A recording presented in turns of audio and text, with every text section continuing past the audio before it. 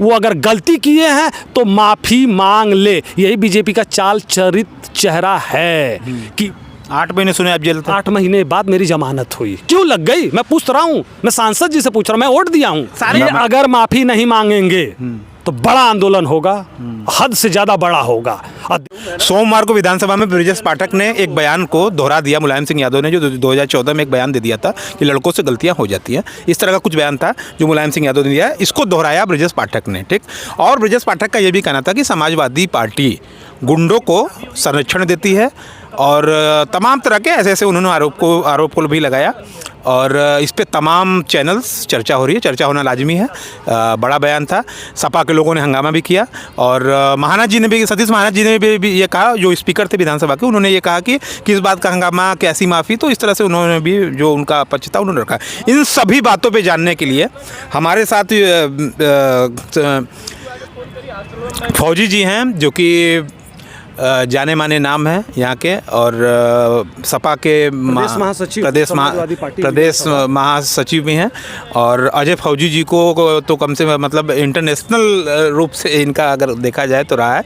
इनका पास्ट भी काफ़ी ऐसा रहा कि बॉडीगार्ड को लेकर के टमाटर भी बेचा, जेल भी काटे, और प्रधानमंत्री से लेकर के काफ़ी विरोध में प्रदर्शन जो भी होता है, जब तमाम छात्रों को लेकर के, सामाजिक क्षेत्रों को लेकर के थोड़ा सा भगत सिंह के टाइप मानसिकता के लोग हैं। तो किस तरह देखते हैं आप ब्रजेश पाठक के इस बयान को? देखिए, मैं ब्रजेश पाठक जी को सम्मान करता हूँ, डिप्टी सीएम है, ठीक, वो अपनी जगह है, बड़े हैं, लेकिन जो भाषा उन्होंने यूज़ किया है श्रद्धेय नेताजी को, जो पूरी दुनिया नेताजी के नाम से जानती है, ब्रजेश पाठक जी के गुरु, देश के प्रधानमंत्री भी नेताजी कहते हैं, ये वर्ड नाम से पद्म विभूषण भी दिया है। अरे देश का दूसरा सम्मान उनको दिया है। लेकिन वही आज जो लड़कों से गलती वाली बात बोले हैं नेताजी के न रहने पे, ये बहुत ही अशोभनीय। लेकिन अजय फौजी जी एक बात बताइए, ब्रजेश पाठक ने ये कहा मैंने नाम तो नहीं लिया। किसका नाम लिया वो बताएं? किसका नाम लिया वो बताएं? गए थे आप सदन में जनता के हित अधिकार के विकास के बात के लिए ना, डिबेट वहाँ हो रहा था, सदन चल रहा था, उसमें ये नेताजी का नाम ना लेके और क्या नाम लेके लड़कों से गलती, ये कौन सा महिला का विभाग है या कौन सा यूथ का विभाग है कि बेरोजगारों का मुद्दा है? ये किस मुद्दे पर बोले? वो जिस लिए बोले हैं वो दुनिया जान रही है, मैं जान रहा हूँ। ईंट का जवाब पत्थर से देने वाला काम होगा। लेकिन वो अगर गलती किए हैं तो माफ़ी मांग ले। यही बीजेपी का चाल चरित चेहरा है कि वो लड़कों से गलती हो जाती है, ऐसा वर्ड बोल रहे हैं। उन्हीं के पार्टी के पदाधिकारी काशी हिंदू विश्वविद्यालय में लड़की से बलात्कार करते हैं, रेप करते हैं, मेरी बहन का रेप करते हैं, और उनको जेल होती है। किसी तरह हम लड़ाई लड़ते हैं और जेल से छूटते हैं तो ये उनका स्वागत जिंदाबाद के नारे से करते हैं। ये बड़ा अच्छा काम है, यही वो स्वीकार ले। वो नेताजी की गलती जो बोले हैं, नेताजी की लड़कों से गलती वो जो बोले हैं वो नहीं मान रहे हैं, तो ये तो जो किए हैं ये मान क्यों नहीं रहे हैं? मान ले, मैं आपसे पूछ रहा हूँ, मान लेंगे वो? अब ये तो देखिए उन पर निर्भर करता है। सवाल तो तमाम है नेताजी पे जो टिप्पणी है, ये बयान को संसद में इसको लेकर के काफ़ी हंगामा। अगर माफ़ी नहीं मांगेंगे तो बड़ा आंदोलन होगा, हद से ज़्यादा बड़ा होगा। और देश के प्रधानमंत्री, यहाँ के सांसद काशी के, वाराणसी के नरेंद्र दामोदर दास मोदी जी को मैं चैलेंज कर रहा हूँ, आवाज़ दे रहा हूँ। अच्छा, आप समाजवादी पार्टी से हैं, एक बात बताइए, ब्रजेश पाठक जी ने यह भी कहा है कि आप लोग गुंडों को संरक्षण देते हैं। भैया, समाजवादी पार्टी में गुंडों को संरक्षण देते थे, इनको ये बात पता है, तो देश की जनता, उत्तर प्रदेश की जनता समाजवादी पार्टी को न बना के सरकार बीजेपी की बना दी। तो बीजेपी में ये कौन सा अच्छा काम ये किए हैं, अब तो ये अच्छा कर दे, हम बुरा है मान रहे हैं इनके हिसाब से। हमने गलत किया नहीं, इनके हिसाब से मैं बुरा हूँ, लेकिन अब इनके पदाधिकारी रेप टाइप तमाम घटनाएं कर रहे हैं, वो क्यों नहीं मान रहे हैं? अपनी चाल चरित्र तो छुपा रहे हैं।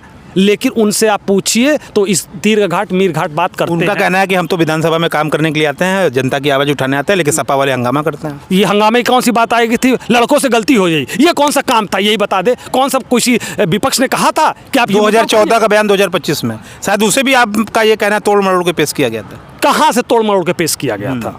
कहाँ से? वो अपनी भाषा, वो कितने पढ़े लिखे हैं, कितने विद्वान हैं, कितने अच्छे हैं, ये सब जानता है।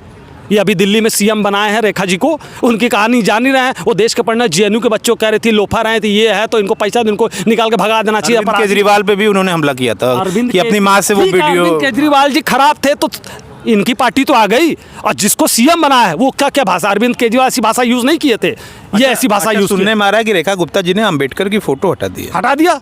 क्यों हटा दिया? मोदी जी का लगा दिया वहाँ, क्यों? साहब। संविधान बाबा साहब की देन है कि आपके हाथ में माइक है और हम जहाँ पढ़ रहे हैं, जहाँ खड़े हैं, उनकी देन है। हम रोटी कपड़ा मकान उनकी वजह से पा रहे हैं। उनके संविधान में प्रधानमंत्री जी आते हैं, मानते हैं, खड़े, लेकिन फोटो हटा दिया। क्यों हटाया? ये मोदी जी से उनसे बड़े हैं। अमित शाह ने भी कहा था कि आजकल एक फैशन बन गया अंबेडकर अंबेडकर अंबेडकर, 6 बार कहा था उन्होंने। सबसे बड़ी चीज़ है कि उनका बोलने का तरीका गलत है कि फैशन फैशन फैशन। वो खुद तड़ीपार आदमी है। अमित शाह, मैं नाम लेके बोल रहा हूँ, अपराधी है, तड़ीपार है। रिकॉर्ड उठा के आप चेक कर लीजिए। अब मैं चैलेंज करता हूँ, अगर सही बोलना बगावत है तो मैं बागी हूँ, अपराधी मान लेता हूँ। मैं इन्हीं सब मुद्दों के लेके बॉस, मैं आपको खुल के बता रहा हूँ, इन्हीं मुद्दों को लेके, यूथ का, महिलाओं का, बेरोजगारों का, किसानों का, तमाम मुद्दों को लेके मैं प्रधानमंत्री नरेंद्र मोदी जी से गाड़ी पे मैं कूद गया था कि आप मुझे जवाब तो दीजिए। पीएम के गाड़ी पे कूद गया था। मैं जेल भी गया था इन्हीं मुद्दों को लेके। आज तो गाड़ी पे मुझे- कूदने की आवश्यकता क्यों पड़ी? भैया मैं दरवाजे के बेल बजाएंगे आपके घर जाके, 1 बार 2 बार 3 बार 4 बार, नहीं दरवाजा खुलेगा तो हाथ से न पीटेंगे। मैं पीटा मतलब कूदा।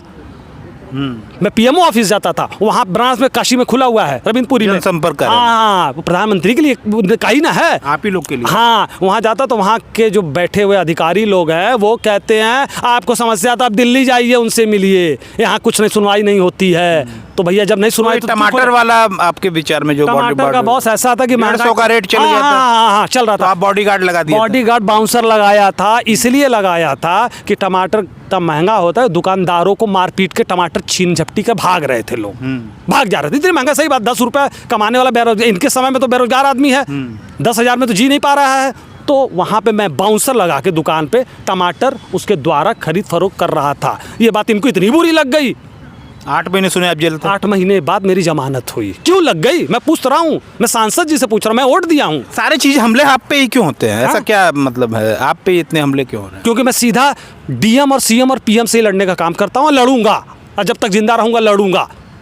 इनके बाकी जितने पदाधिकारी आप समझ रहे हैं इनकी भाषा क्या होती है, कितने पढ़े लिखे हैं वो भी आप जान रहे हैं, कितने नहीं पढ़े लिखे हैं वो भी जानते हैं, क्या चाल चरित्र है वो भी जानते हैं। लेकिन प्रधानमंत्री फोटोशूट वाले हैं ना, हीरो टाइप होते हैं ना, गुजरात से आए हैं, तो वो अमित शाह और आपके ये योगी जी, जो मठ चलाने वाले साधु संत कैसे होते थे, पहाड़ पे रहते थे, नंगे पाँव चलते थे, गाड़ी घोड़ा नहीं चलते थे, ये हाईटेक मठ चला रहे हैं। आपका कहने का मतलब है कि ये लोग हिमालय में रहे और मठाधीश में भी रहे, लेकिन फिर भी इनके दिमाग में ख्याल सत्ता का ही है। लालच, पैसा, सत्ता, ये इसीलिए ये जनता को त्रस्त किए हुए है।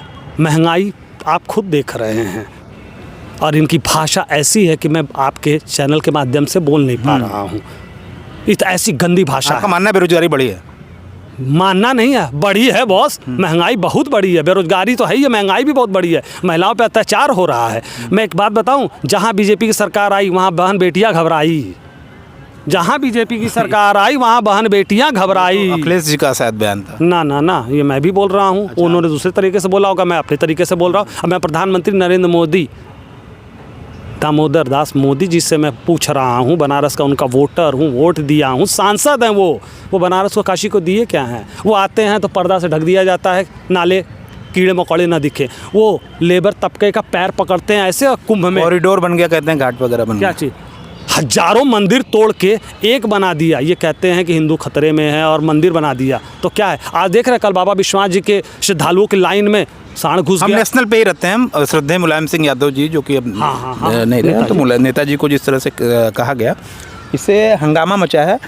सतीश महाना जी ने समझाने की कोशिश भी की कि भाई अगर कुछ हुआ है तो माफ़ी मैं मांगने को कर दूँ, लेकिन हुआ क्या है वो ये जानने का प्रयास कर। गलती जिससे हो वो माफ़ी मांगेगा कि उनके दूसरे लोग माफ़ी मंगवाएंगे? जिन्होंने बोला वो क्यों नहीं माफ़ी विधानसभा मांगे? के स्पीकर है ना सतीश महाना। अरे स्पीकर का क्या मतलब है? जो बोला है वो ना, विधानसभा स्पीकर अपनी जगह रहेंगे, बोलने वाले डिप्टी सीएम अपनी जगह रहेंगे। डिप्टी सीएम जी खुद ने माफ़ी क्यों नहीं मांग रहे हैं? वो क्यों नहीं बोल रहे हैं?